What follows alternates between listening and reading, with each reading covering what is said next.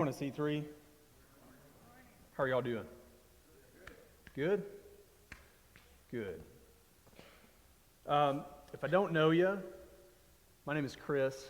I am not the regularly scheduled preacher this morning or any morning, really.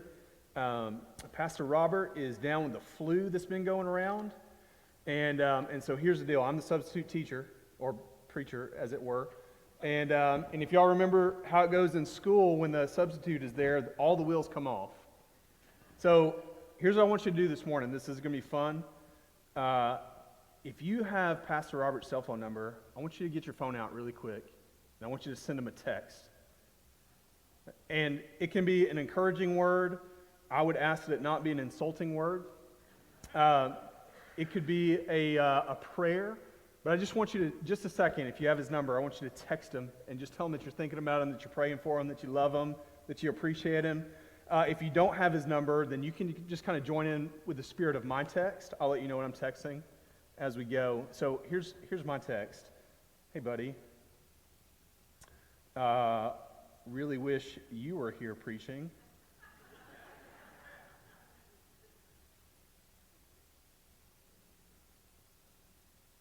Man, texting under pressure is tough. Really wish you were here preaching. Get well now. Y'all ever thought about get well soon is like moderately insulting, right? It's like, I want you to get well, but not right now. Be sick a little bit longer. Maybe we should change that phrase. Get well now. Praying for you. Okay, I hope that Pastor Robert's phone is just blowing up with encouraging words right now. That would be awesome. What's that? Oh, man. Typical. Well, he'll get them at some point, and he'll be really encouraged. Okay, hey, if you got your Bible, turn to John chapter 2. We are going to be just jumping back into our series on the Gospel of John today.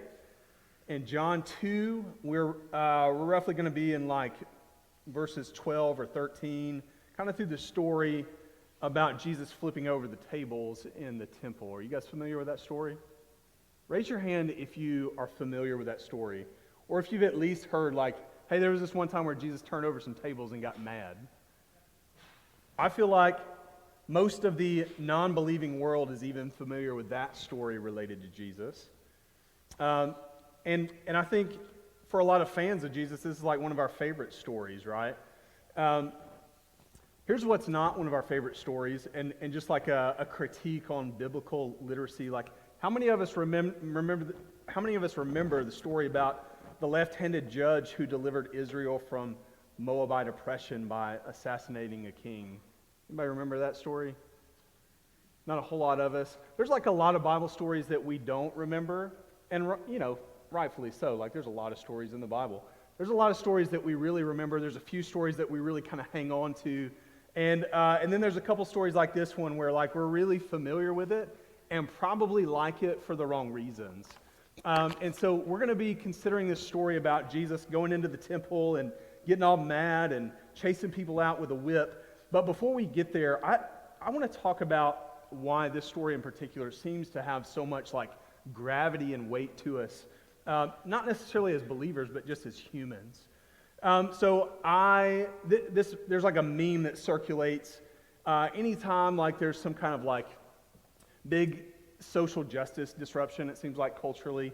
And the meme is usually some old Renaissance painting of Jesus flipping over a table, or he's got a whip in his hand. And the meme says this, it says, when someone says, "What would Jesus do?" remember that flipping over tables and chasing people with a whip is within the realm of possibilities.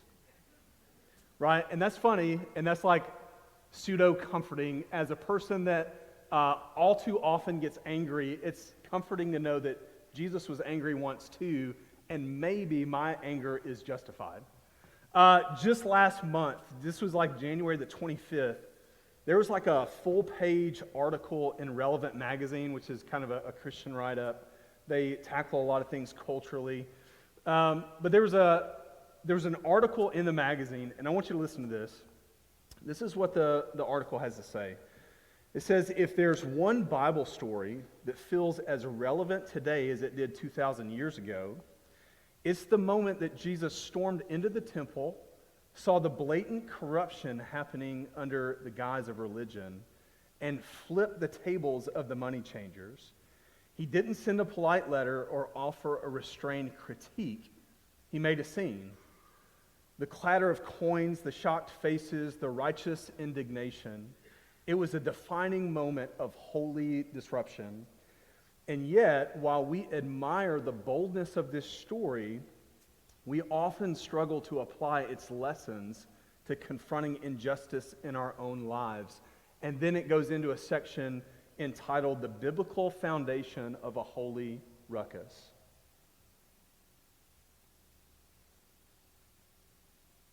I didn't hear anybody clapping over that. Nor did I hear anyone that seemed to be indignant or ruckus about that themselves. It's a striking statement and paragraph and article altogether. Even the meme, right? When someone says, "What does Jesus do?" Like this idea that flipping over tables and causing a scene is within the realm of possibilities, even for Christians. This is a notably tough passage and story to deal with because we have to deal with ourselves as we deal with Jesus' story here. Okay? And let me say this. I think this is true, and you have to hear me here, and you have to parse out these words. For fans of Jesus, this story resonates because it justifies our own feelings of offense, our own frustrations and anger, maybe even our sadness. But for followers of Jesus, it ought to raise questions about our own worship, about our own trends towards self-righteousness. So for fans of Jesus, this story is really fun. It's great. It's great. For followers of Jesus, this story is really good, but it also might sting a little. So here's the goal. We want to consider not just this story, but every story in the Bible, every passage of Scripture. We want to see those things through the lens of Jesus first before we approach them through the lens of our emotions, our own lives, right? When we approach the Scriptures, the goal is to come away understanding what God intends through a particular passage or story and not what we want that passage to mean. Does that make sense? Okay, so that's the goal this morning. The goal is to work our way through this story and to ask the question, God, why is this story even here? Like, why do you intend for us to know and understand this story? So, we'll be in John 2. Actually, we're going to bounce around a little bit through John, mostly through listening, and then we'll consider John 2 in the passage and the story. Let me say one more thing about this before we hop in. This sort of like Jesus gets me reading of this text. And when I say Jesus gets me, like, have y'all seen those commercials? There were even a couple of them during the Super Bowl this past time. Jesus gets me. It's like, it's usually somebody that's really sad, or there's some kind of social injustice that is on display, and then at the end, it'll just come up in like block text, and it says, Jesus gets me. The idea is that whatever our struggles are, Jesus identifies with those, and he empathizes with those, and he gets us, right? This is a passage where we're tempted to buy into that kind of thinking, which, by the way, let me say, and I'm saying this on behalf of me, this is not a reflection necessarily of Christ Community Church of the Ozarks. It's just a personal conviction, so I need you to hear it that way, okay? This way of thinking is kind of promoted and proselytized by a movement that we call the social gospel, which is to say that what Jesus ultimately intends in this life is mostly for every tear to be wiped away and every wrong to be made right, neglecting oftentimes the fact that what God is doing through his Son is that he's reconciling all things to himself, and he is promoting his own kingdom, knowing that one day there will be a fullness to his kingdom when all those things are true. And so we'll fight for social things while neglecting the gospel that actually changes people's hearts and not just our behavior or our disposition towards things, okay? So this like Jesus gets me thing, I think it's well intended, and I think it's off base. And I think if we lay that lens over this text, we miss what John is intending, okay? So this sort of Jesus gets me reading of the text, it almost certainly misses the point of John's gospel. And listen, again, hear me. What I'm not saying is that Jesus doesn't get you or that he doesn't empathize with you. He does. Actually, at the end of this text that we're covering today, there's this whole passage about how Jesus actually sees the heart of man. So not only does Jesus get you, he gets you in ways that you don't get you. He sees through all of the veils of our lives into the layers of our hearts. So I'm not saying that. I'm also not saying that we can't look to Jesus, even in this passage, who is just as much human as he is God, and find comfort and encouragement there, knowing that Jesus felt and he still does feel all the same things that we do. I'm just saying that I don't think that this is what John would have us come away from this story primarily thinking or believing, okay? And that's what I want to get to today. I want to know, I want us to discover together, what is John trying to communicate by giving us this story? And to answer that, I think we have to consider John's gospel as a whole for just a second. So this is going to be like a refresher of the foundation, the foundational elements of John's gospel. And here's what we need to know about John. So if you read Matthew, Mark, and Luke, those are oftentimes categorically called the synoptic gospels. Synoptic is a word that basically means to see things the same. Okay? So if you read Matthew, Mark, and Luke, they're going to feel very similar, right? They're primarily just providing the stories, like the facts of Jesus' life. There are different elements of like doctrine that are found within, and each writer has his own unique take on the person of Jesus, but they're primarily just writing to give you the story, the details, the information of Jesus. And then you get John, and John's like a curveball, like he's out of left field. His gospel starts totally different. It feels totally different when you read it. John is not writing for the same necessary purpose. Yes, he's giving you the stories of Jesus, but John has a broader goal for his account of the Christ. And so here's what John wants. John wants you to come away from his gospel account as infatuated with the person of Jesus as he is. So John's the guy, and if you read it, it's almost striking if you catch the rhythm of it. The number of times that he says about himself, when he writes himself into the stories, he's always the disciple whom Jesus loved, the one that Jesus loved. He has like this really elevated, listen to me, not perspective of himself. He has a lofty perspective of Jesus. His writing is elevated. It's almost giving you a different dimension than the other Gospels do, which is why his account takes place in the beginning, not like in the few days leading up to Jesus' birth. His story takes place before anything that is came to be, because Jesus is God himself, and that's what John wants us to know and to see in the days when Jesus walked on the earth, okay?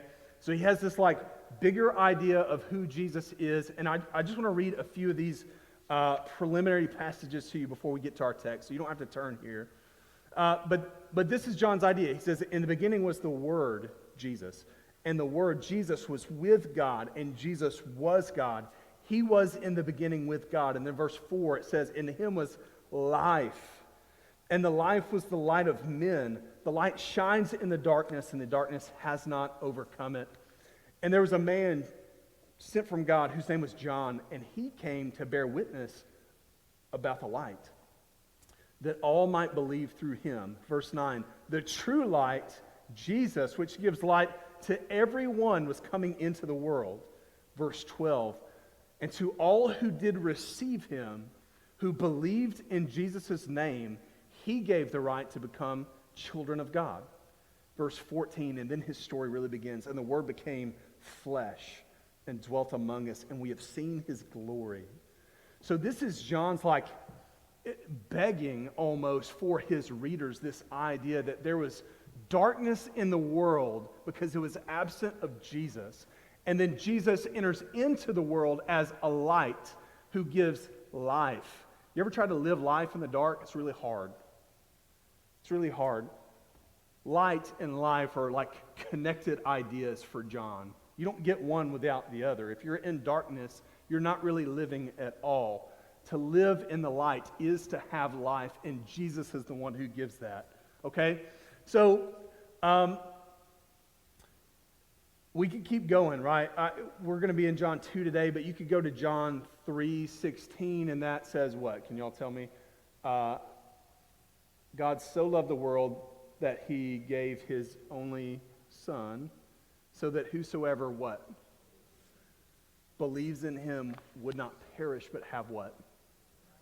Everlasting life.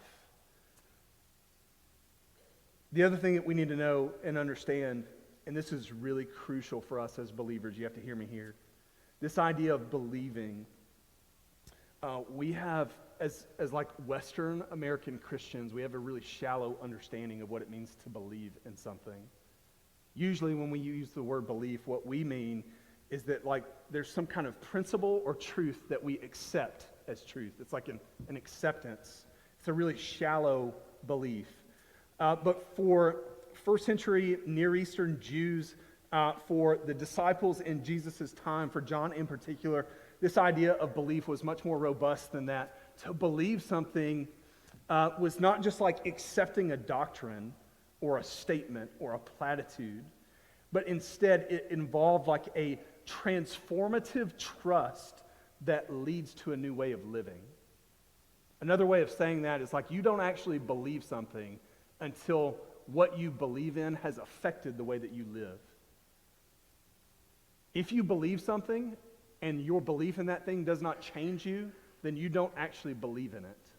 This is what John would say. And so this light that was coming into the world in Jesus, who demands our response and our trust and our belief, when we believe in him, we are given life. And our belief and that life actually changes who we are and how we behave and what we do. Okay? John 20. I'll throw one more passage at you just to kind of hammer this home.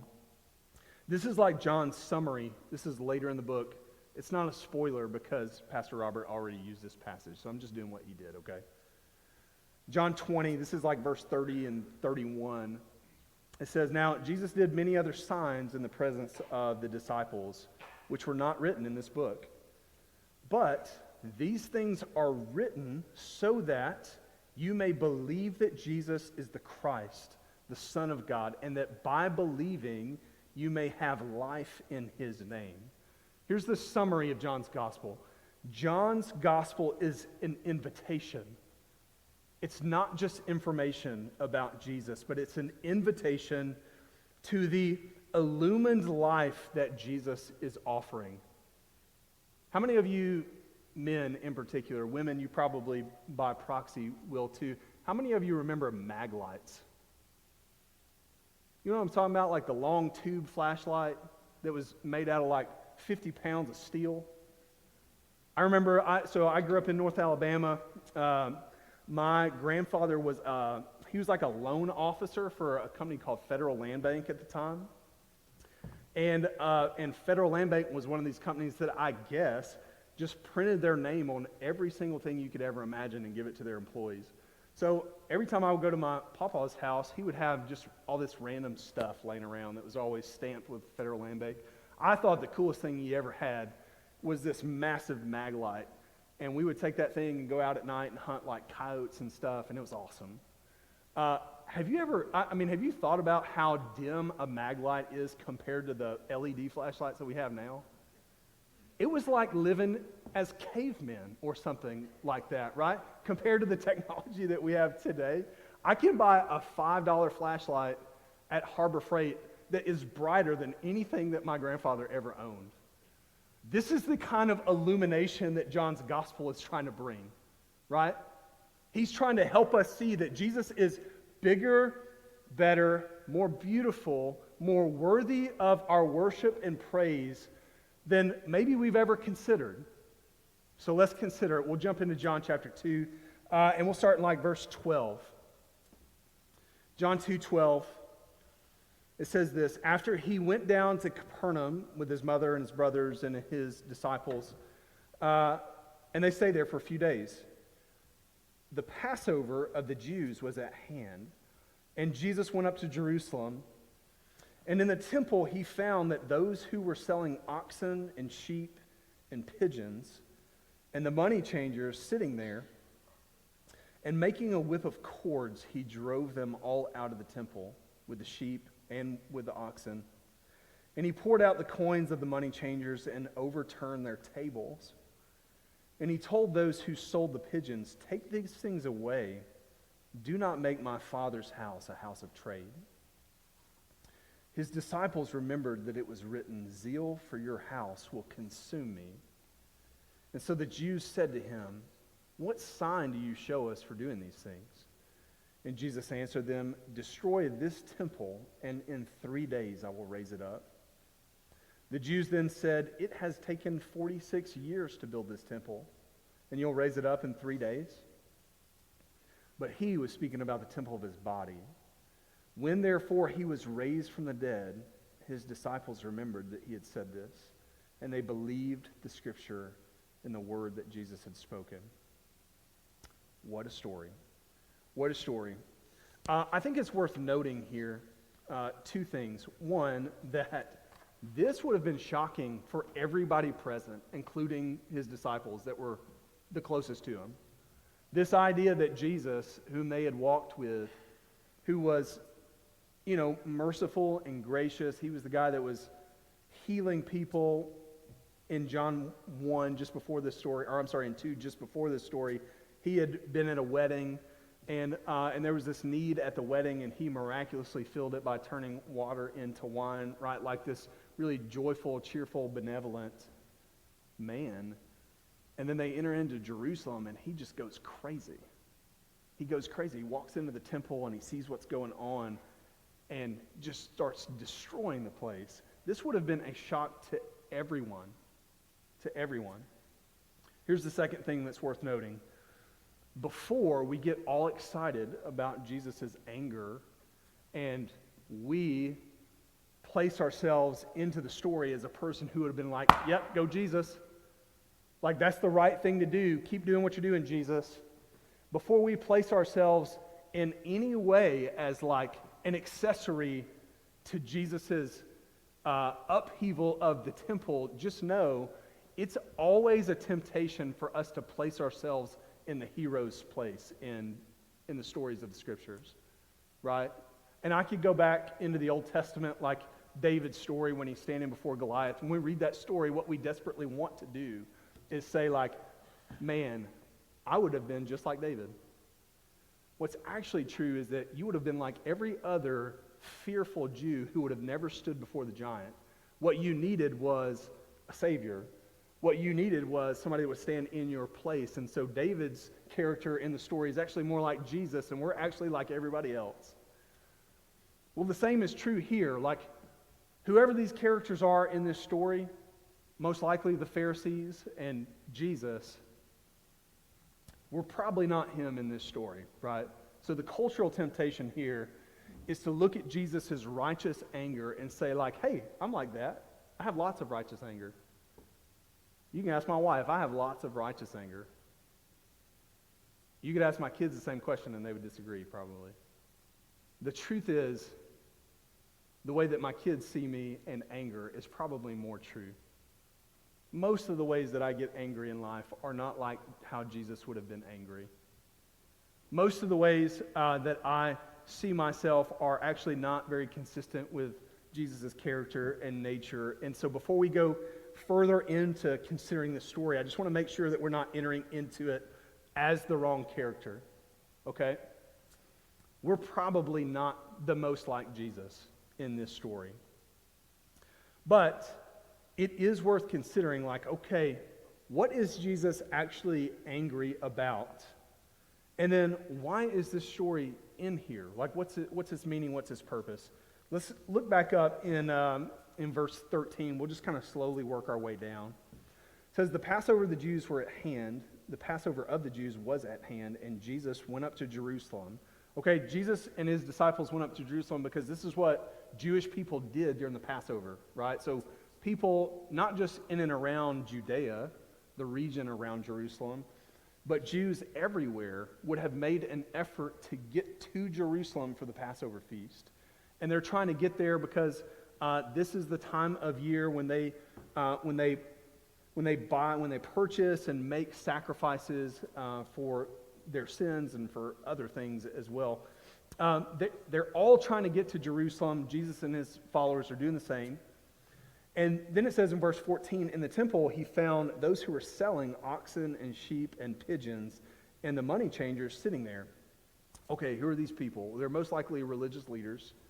Why are they there? Well, they're there because so many people would have traveled so far, and it would have made little to no sense for them to try and bring their animals for sacrifice with them on their journey. So when they get to Jerusalem, they would have purchased animals to make sacrifices with. And so this was a normative thing. So Jesus is not, you got to hear me here too, he's not trying to correct something that is externally wrong, okay? This would have been a normal part of this week, the idea that people were buying animals for sacrifice, that there would have been money changers who were taking whatever currency it was that people brought with them, turning it into the currency that they needed to make their purchases. All of that was normal. Here's what probably wasn't normal, and probably something that was happening. This idea that they were in the temple doing this is kind of a big no-no. So the temple, in short, is the place where God dwells and worships with his people, or where they worship him. There would have been a portion of the temple that was set aside for Gentiles. So there was a court area where Gentiles or sojourners could come and they could worship in a particular place. This was true because it was always a part of God's design for Israel to be a light to the nations. They weren't very good at that, but it was part of who they were intended to be. So what they did instead is, if they ran out of room for all of the animals and all of their operations outside of the temple, and so they just brought it in to a place that they shouldn't have been in. So Jesus is a little bit mad about that. But that really isn't even the thing that he's most angry about. We'll keep reading. So he sees these people in the temple, and then verse 15, he makes a whip of cords. He drives them all out of the temple with the sheep and the oxen. He poured out their coins and overturned their tables. And he told those who sold the pigeons, he said, hey, take these things away. And then he says, do not make my Father's house a house of trade. And then his disciples remembered that it was written, Zeal for your house will consume me. This passage that the disciples recall, this is out of Psalm 69. It's a Psalm of David. We won't go there, but if you want to study this passage more, that's a really fascinating psalm to consider. I think there are actually 3 different places in John's gospel where this one psalm is recognized, where Jesus is fulfilling different portions of it. So that's a fun little side study. But his disciples remembered that it was written, Zeal for your house will consume me. Okay, so what is Jesus so zealous about? What is he so angry over? Well, it's essentially this, that in the place where God's people was intended to worship, and worship is like this overflow of the heart, right? Worship is a response to God when we see him. It's something that we do when we recognize who God is and what he's like. And so worship is the intended posture of the heart in this place, in the temple. But instead, the prevailing emotion and motivator of the heart was greed. So what was happening is that the poor and those who were coming from far off were being taken advantage of. That these animals that were that were being sold and offered for sacrifice, which was good and right, that they were actually being leveraged for profit and for personal gain. These are the kinds of things that Jesus was angry with. And listen, this is so important here that we understand that what Jesus is always doing when he's walking the earth is he's always elevating two things.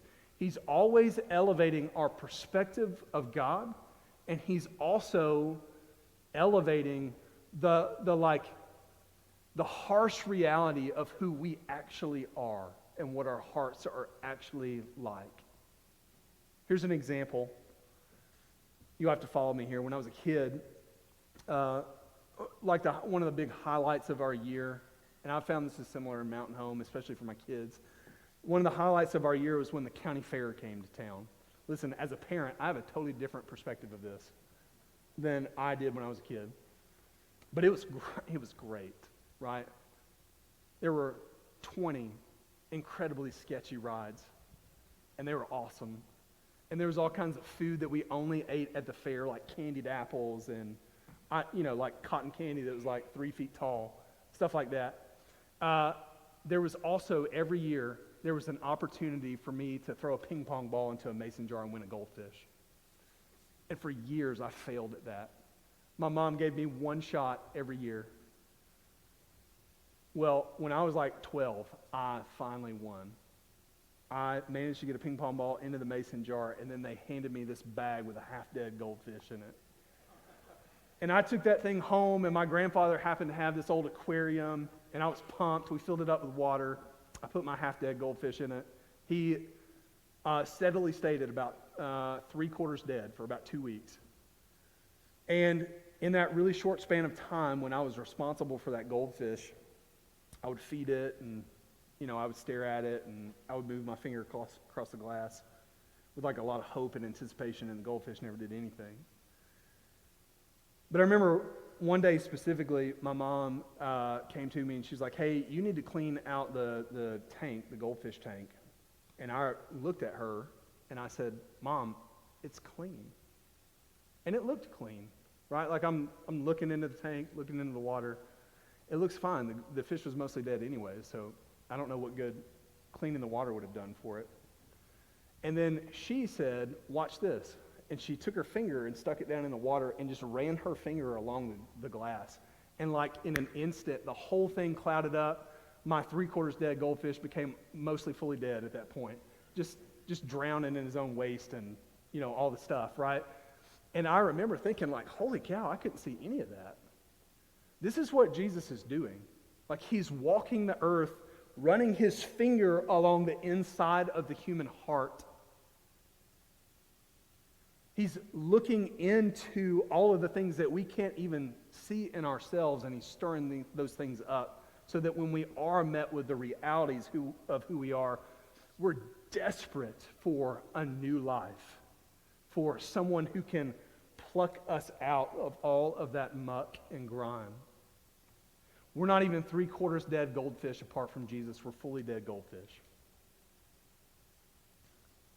So this is one of those stories. This is one of those stories where Jesus walks in, and remember, he is the light and he is the life. Like whatever life is, he is the one that defines it, because he's the one that before time began, he's the one that created it. He's the one that thought of it and intended it. And so Jesus fully sees life, and he himself is life. And so when he walks into the temple and sees the disruption and the things about the life that should be happening there that's not happening there, and when he sees all these external things, what Jesus actually sees and calls to attention is the heart. And the heart in this passage is full of greed. It's full of self-righteousness.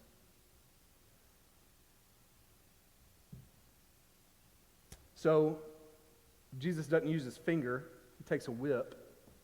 He drives people out, and he flips over tables. And he does all of this because these are a people whose worship is broken. I want you to remember that idea, that their worship is broken.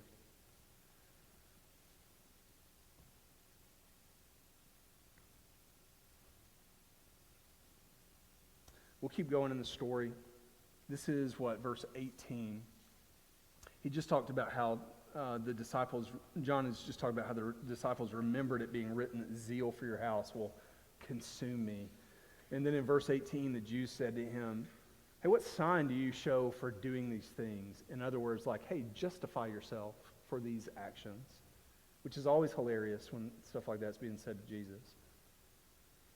And then Jesus totally dodges their question. He totally dodges it. He doesn't even acknowledge it. Jesus says, hey, listen, destroy this temple, and in 3 days I will raise it up. And the Jews said, it's taken 46 years to build this temple, and yet you're going to raise it up in 3 days?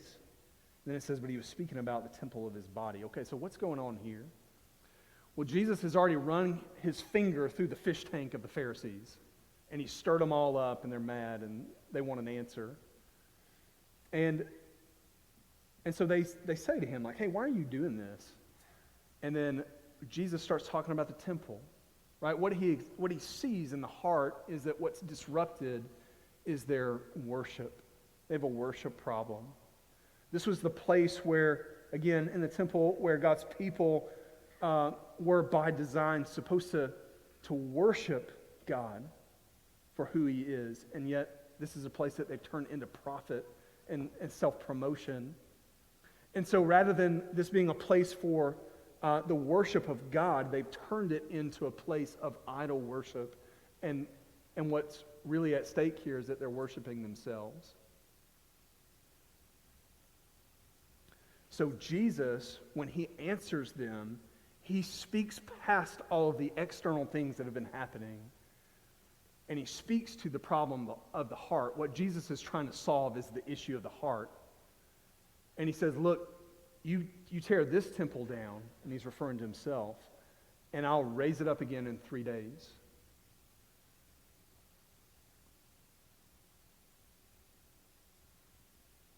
Now, here's the next detail that's really interesting. When he said this, there's not an acknowledgement from the Jews. There's not like a follow-up question.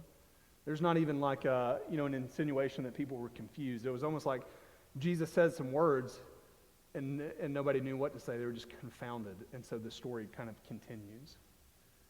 The next thing that John tells us is that when Jesus was raised from the dead, his disciples remembered that he had said this, and then they believed the scriptures and the words that Jesus has spoken.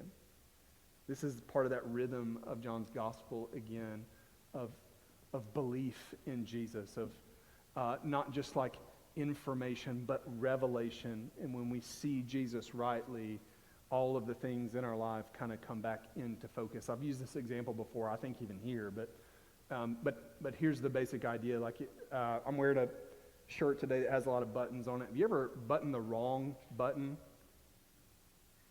And then you get all the way down to the end, and you have like a tag that's hanging way down further than the other one. What do you have to do? You have to unbutton everything all the way back to the top and get it right? The idea here is that if you misname Jesus, if you don't see Jesus rightly, it's like getting the top button of your shirt wrong.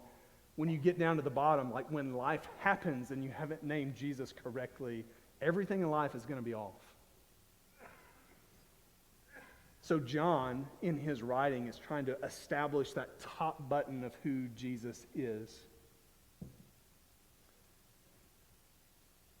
Okay, so Jesus is talking about this really crazy idea that when the temple of his body is destroyed in 3 days, he'll raise it up.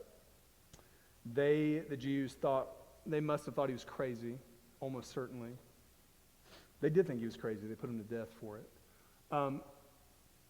They also could not see, again, past their external circumstances. They're thinking of this physical temple that they were just chased out of.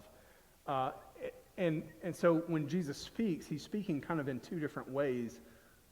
In one sense, he's actually foretelling the destruction of the temple. So that actually would happen. It happens like 40 years after Jesus is put to death. Rome kind of sacks the Jewish temple. and it's never restored to the way that it was before. But he's also talking about himself. And when he's talking about himself, what Jesus knows that no one else knows yet is that he is the answer to proper worship. Like all of the ways and the acts, all of the commandments that God gave to his people centered around worship that happens in the temple, Jesus is the fulfillment of all of those things. And then he will actually be the sacrifice. He's going to go into the spiritual temple, the actual presence of God, and present himself as a sacrifice. This is what happens in the temple. The priest goes into the inner parts of the temple and he makes a sacrifice on behalf of God's people and their sins. And their sins are kind of like pushed back. Their debt is covered temporarily. Jesus is going to actually do this. All of their worship and all of the ideas of the temple that they were getting wrong and that they had neglected, all of that stuff was to help us realize who Jesus actually was, the fulfillment of the temple itself. And so here's what I want to do. We don't have a ton of time left, but I think this is important so we can actually get to a place where there's some like application and response for us this morning. I want to consider a passage out of the book of Hebrews. And this is going to be Hebrews 9. Hebrews is a beautiful, beautiful book because here's the idea of Hebrews. In Luke 24, Jesus has just risen from the dead, and he's walking on this road, and there are these two guys that he walks up on, and they would have been followers of Jesus, and they had no idea who he was. The Bible says that he kept their eyes from recognizing him. They're walking on the road. This is after the crucifixion, after the resurrection, although they don't know that he's been raised from the dead. And so they're talking about all the things that had happened to Jesus, all the things that they had hoped from him, probably all their disappointments. Jesus walks up and he says, "Hey, what are y'all talking about?" And they say, "Hey, are you the only idiot around here that doesn't know what's happened?" It's funny because Jesus is the only not idiot that actually does know what's happened. But he entertains them, and so they start talking about Jesus and how they'd hoped that he would be like the solution for all of their Jewish issues. And then it says that Jesus spoke to them, and he said, "O foolish ones and slow of heart to believe all of the Old Testament had spoken." And then, beginning with the law and the prophets, so the Old Testament text, it says Jesus began to explain to them all of the things that were in there that were about him. This would have been one of those things, that this temple, this place of worship, like all of the rituals around it, all the sacrifices, they were all a shadow of something bigger and better that was to come in Christ himself. And so in Hebrews 9, the writer of Hebrews is kind of like opening that conversation up. And he's talking about a couple different covenants. He starts by talking about Moses' covenant and all the regulations for worship. So he says, now even the first, and y'all just listen, we don't have to read this together. Now even the first covenant had regulations for worship, and it had an earthly place of holiness. For a tent was prepared, the first section, in which there were a lampstand and the table and the bread of the presence. It's called the holy place. Behind the second curtain was a second section called the most holy place, having the altar of incense and the ark of the covenant covered on all sides. Above it were the cherubim of glory overshadowing the mercy seat. And of these things we cannot now speak in detail because all that stuff was lost at some point. But then it says, these preparations having thus been made, the priests go regularly into the first section and they perform their duties. So the writer of Hebrews here is explaining to us how this process of worship and sacrifice happens in the Old Covenant and how it would have been happening in the days when Jesus was showing up into the temple to cause a scene. But then in verse 11 of Hebrews 9, it says this.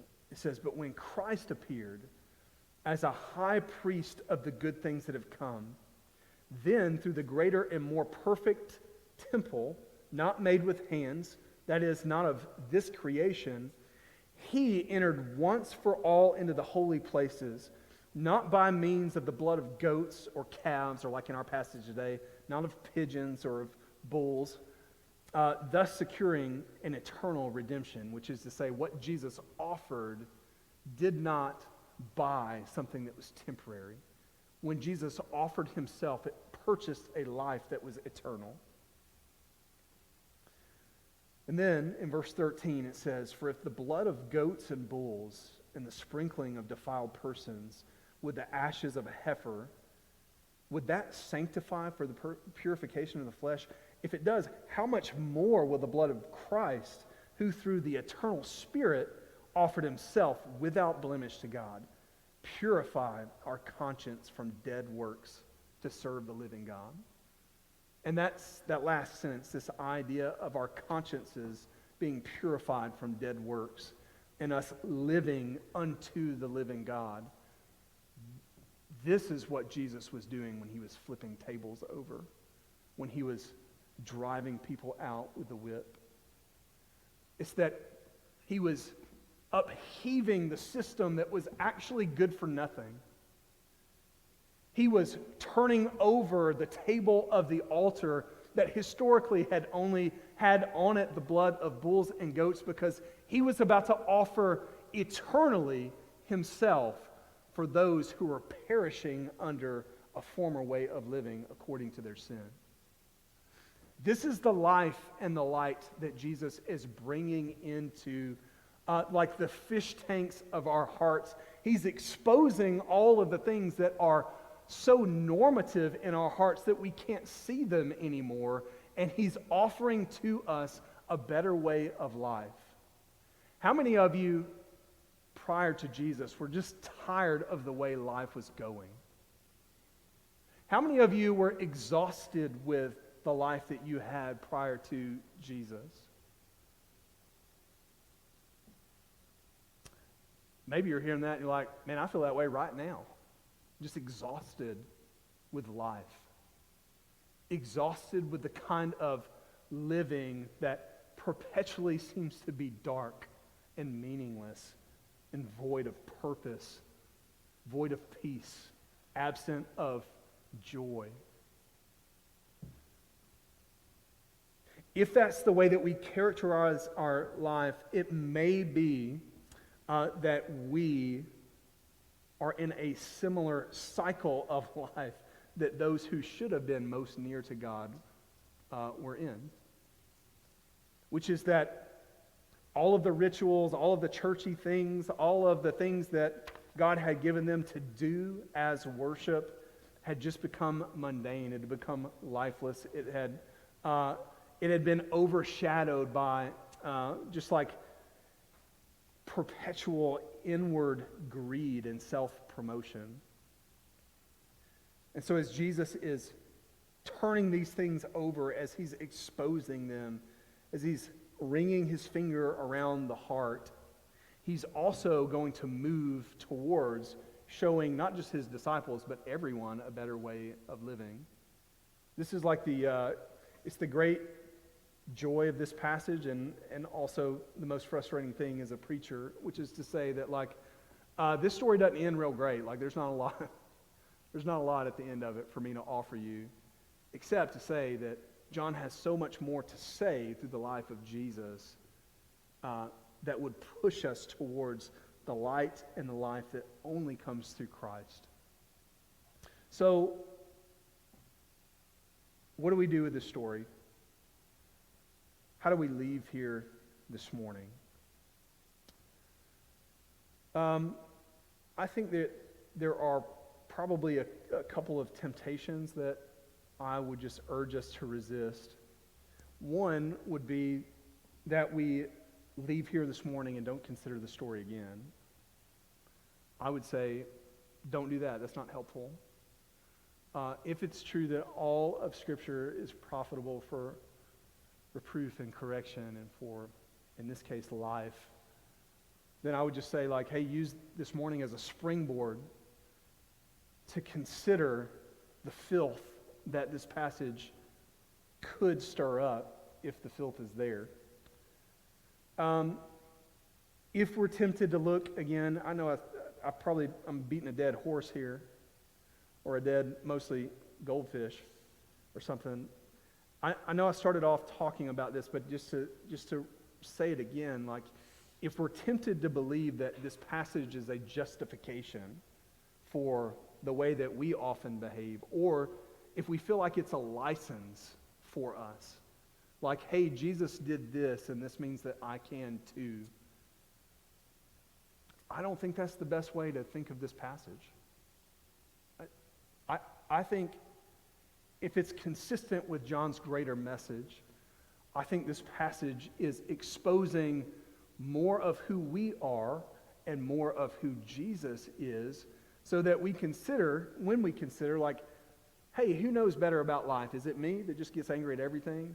Or is it Jesus who, because he's God himself, sees perfectly, and who is so gracious that when he understands that worship is at stake, that he turns it over? And again, like, to speak to the problem of the heart here, it really is a worship problem. It's that greed had encroached upon what should have been proper worship.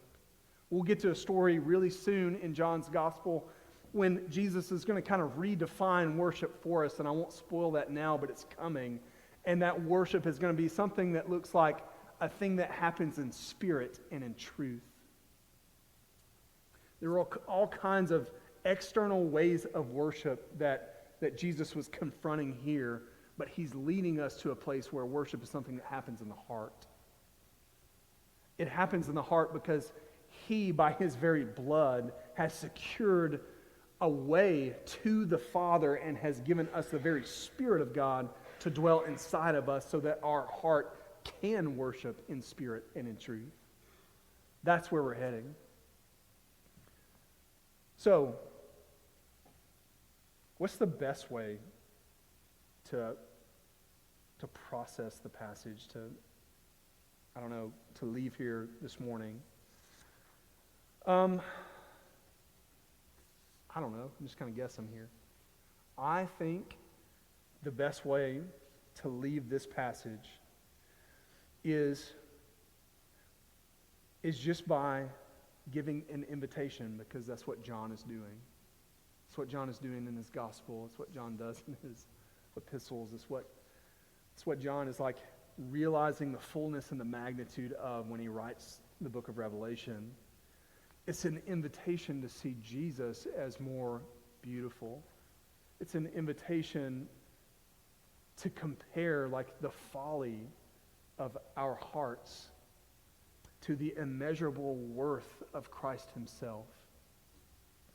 And so I'm going to do something that y'all wouldn't know this about me, but I know this about me. I'm going to do something that I wouldn't normally do. This is not an altar call, okay? If you grew up in historically Baptist circles, what I'm about to do is not that. This is not like a asking Jesus into your heart thing, although it may be appropriate. What I'm going to ask us to do is to consider the invitation of John here and to take a few moments together and then just consider Jesus. This is what John is offering. He's offering the high, lofty name that is above every name, who sits in authority over every creature and atom of the universe, and who in his humility became like us so that we could have life eternal with him in the presence of the Father with uninterrupted worship. That's what I want us to consider. So consider Christ. Maybe we can put some music on in the background for a few minutes. In just a minute, I'll kind of pray and close this out and let everybody go. But I'll also stay up here. If anybody wants to consider Jesus together, or if anybody has a need, or if anybody actually feels that invitation in their heart and needs to respond to Jesus for the first time, please, dear Lord, don't leave here until you've done that. Find somebody around you, come talk to me. We'll talk through that together. But for just a few minutes with the music.